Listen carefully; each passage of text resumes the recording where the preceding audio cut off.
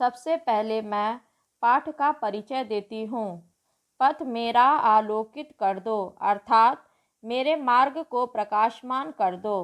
इस कविता में कवि ईश्वर से प्रार्थना करता है कि वे मेरे हृदय से अज्ञान रूपी अंधकार को हर कर ज्ञान का दिव्य प्रकाश फैलाएं, जिससे मैं अपने लक्ष्य को प्राप्त कर सकूं तथा जग से पाने की अपेक्षा उसे कुछ दे सकूं। साथ ही कवि ने ईश्वर से जगत के कल्याण की कामना की है।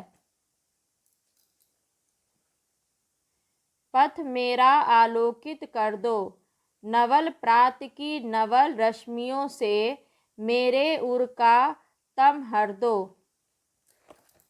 कवि ईश्वर से प्रार्थना करता है कि हे प्रभु, मेरे जीवन की राह को प्रकाश से भर दो, ताकि मुझे अपने जीवन के लक्ष्य का पता चल सके। नई सुबह की नई किरण जिस प्रकार रात्रि के अंधकार को खत्म कर देती है, हे प्रभु, उसी प्रकार मेरे हृदय के अंधकार अर्थात मेरे मन की बुरी प्रवृत्ति को खत्म कर दो।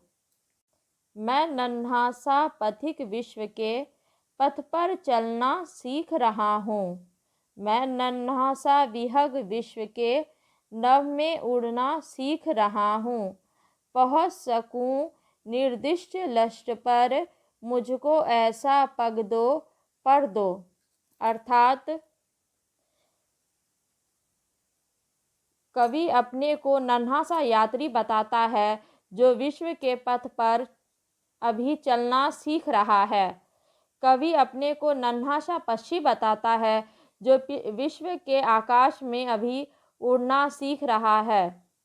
अर्थात कवि स्वयं को एक ऐसा व्यक्ति बता रहा है जो अज्ञानता से घिरा हुआ है, जिससे कुछ भी नहीं आता। वह सब कुछ सीखने की अभी शुरुआत कर रहा है और अपने लक्ष्य को प्राप्त करना चाहता है, जिससे वह अपने लक्ष्य को प्राप्त करने के लिए ईश्वर से पग दो पर दो, अपना पर मांग रहा, मतलब पंख मांग रहा है।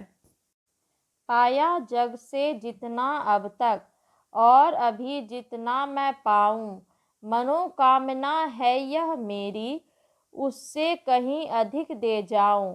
धरती को ही स्वर्ग बनाने का मुझको मंगलमय वरदान दो।